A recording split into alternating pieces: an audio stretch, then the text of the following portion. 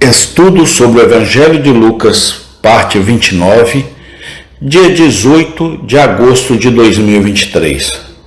Jejum e odres. Lucas, capítulo 5, versículo 33 a versículo 39. E eles lhe disseram: por que os discípulos de João jejuam com frequência e fazem orações, como também os discípulos dos fariseus? Mas você come e bebe. E disse-lhes: podeis fazer jejuar os filhos da câmara nupcial enquanto o esposo está com eles? Mas dias virão em que o esposo lhes será tirado, e então jejuarão naqueles dias. E contou-lhes também uma parábola: ninguém põe remendo de roupa nova em roupa velha. Caso contrário, então tanto o novo faz uma mudança, e o pedaço que foi retirado do novo não concorda com o antigo. E ninguém põe vinho novo em odres velhos, senão o vinho novo romperá os odres, e se derramará, e os odres perecerão. Mas o vinho novo deve ser colocado em odres novos, e ambos são preservados. Lucas 5, 33, 39. Devemos observar nesses versículos que os homens podem discordar nos pontos menores da religião, enquanto concordam nos assuntos mais importantes. Temos isso trazido à tona na suposta diferença entre os discípulos de João Batista e os discípulos de Cristo. A pergunta foi feita ao nosso Senhor. Os discípulos de João muitas vezes jejuam e oram, assim como os discípulos dos fariseus. Mas por que seus discípulos continuam comendo e bebendo? Não podemos supor que houvesse alguma diferença essencial entre as doutrinas sustentadas por esses dois grupos de discípulos. O ensino de João Batista foi sem dúvida claro e explícito sobre todos os pontos principais necessários para a salvação. O homem que poderia dizer de Jesus: eis o Cordeiro de Deus que tira o pecado do mundo, provavelmente não ensinaria a seus seguidores nada contrário ao Evangelho. Seu ensino é claro, carecia da plenitude e perfeição do ensino de seu divino mestre, mas é absurdo supor que o contradissesse. Não obstante, havia pontos de prática em que seus discípulos diferiam dos de Cristo, concordando, como sem dúvida, sobre a necessidade de arrependimento, fé e santidade. Eles discordaram sobre assuntos como jejum, comer, beber e forma de devoção pública. Em coração, esperança e objetivo, pois eram sobre os assuntos mais importantes da religião interior. Eles não eram inteiramente unânimes sobre assuntos externos secundários. Devemos nos decidir a ver diferenças desse tipo entre os cristãos, enquanto o mundo existir.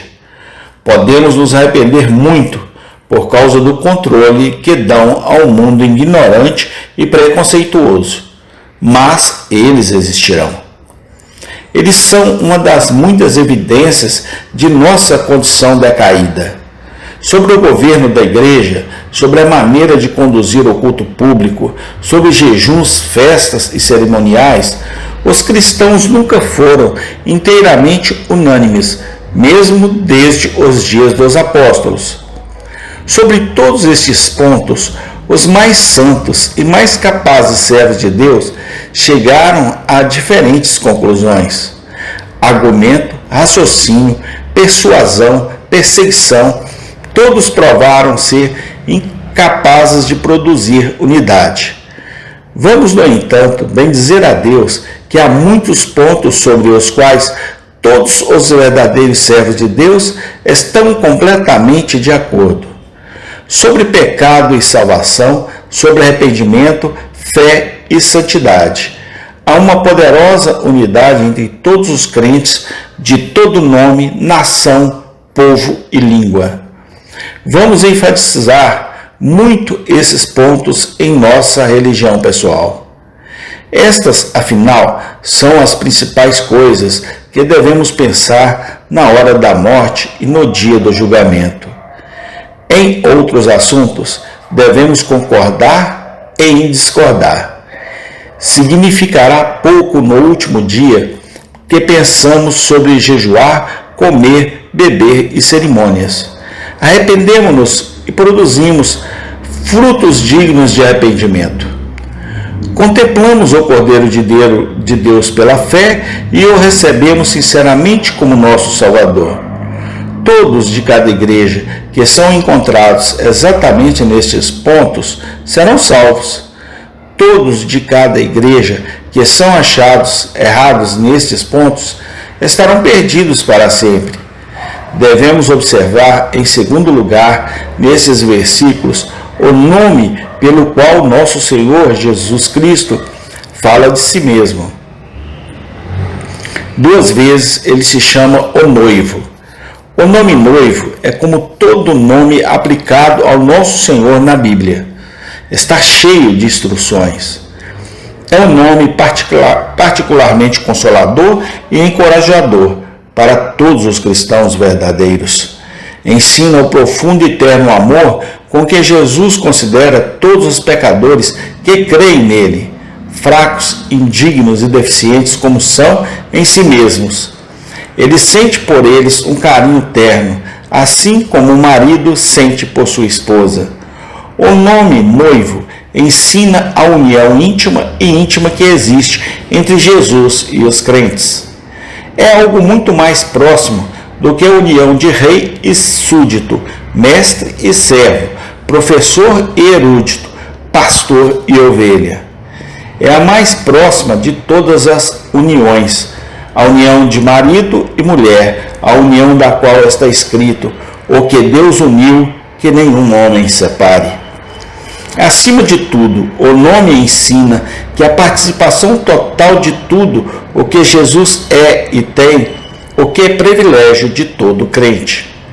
Assim como o marido dá à sua esposa seu nome, a torna participante de sua propriedade, lar e dignidade, e assume todas as suas dívidas e responsabilidades, assim Cristo lida com todos os verdadeiros cristãos.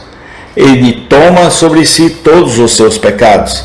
Ele declara que eles são uma parte de si mesmo, e aquele que os fere, o fere. Ele lhes dá, mesmo neste mundo, coisas boas que ultrapassam o entendimento do homem e da mulher. E ele promete que no outro mundo eles se sentarão com ele em seu trono e nunca deixarão sua presença para sempre. Se conhecemos alguma coisa da religião verdadeira e salvadora, então muitas vezes descansemos nossas almas neste nome e ofício de Cristo. Lembremos-nos diariamente que os mais fracos do povo de Cristo são cuidados com um cuidado terno que supera o conhecimento, e que quem os fere está ferindo a menina dos olhos de Cristo. Neste mundo, podemos ser pobres e desprezíveis e ridicularizados por causa de nossa religião. Mas se tivermos fé salvadora, então somos preciosos aos olhos de Cristo. O esposo de nossa alma um dia defenderá nossa causa perante o mundo inteiro. Devemos observar, por último, nesses versículos, quão gentil e ternamente Cristo quer que seu povo lide com cristãos jovens e inexperientes. Ele nos ensina esta lição por meio de 2 parábolas extraídas dos assuntos da vida diária. Ele mostra a tolice de costurar pano novo em roupa velha, ou de colocar vinho novo em odres velhos. Da mesma forma, ele quer que saibamos que há uma falta de harmonia entre uma nova dispensação e uma antiga. É inútil esperar que aqueles que foram treinados e ensinados sobre um sistema se acostumem imediatamente com outro sistema. Pelo contrário, eles devem ser conduzidos aos poucos e ensinados como são capazes de suportar. A lição é uma que todos os verdadeiros cristãos fariam bem em colocar no coração, e talvez nenhum tanto quanto os ministros cristãos e os pais cristãos. O esquecimento disso muitas vezes causa muito dano à causa da verdade. Os julgamentos duros e as expectativas irracionais dos antigos discípulos muitas vezes levaram de volta e desencorajaram os jovens iniciantes na escola de Cristo.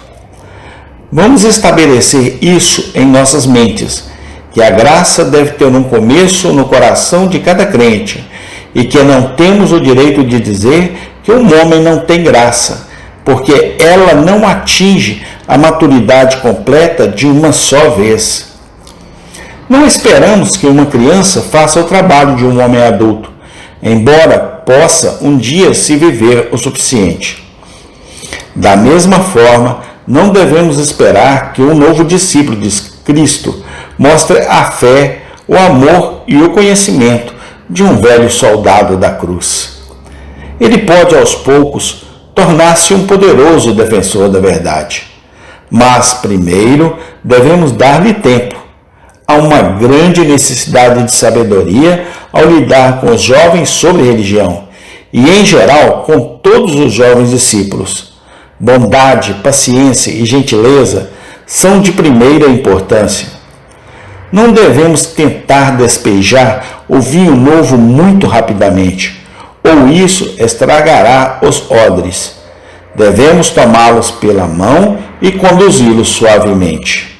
Devemos tomar cuidado para não assustá-los ou apressá-los ou pressioná-los muito rápido.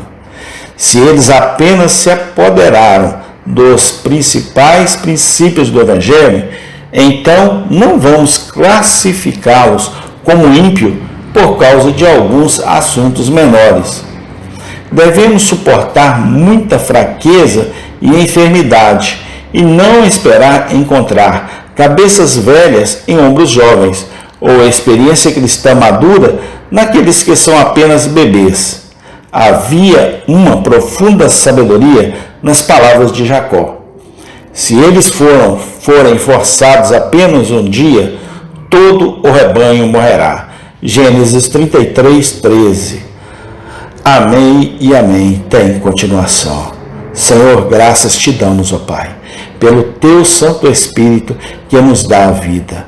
Pai Santo, nos abençoe e nos orienta, que possamos ter a sabedoria dos irmãos de Bereia, ó Pai, que investigaram tudo aquilo que Paulo falava.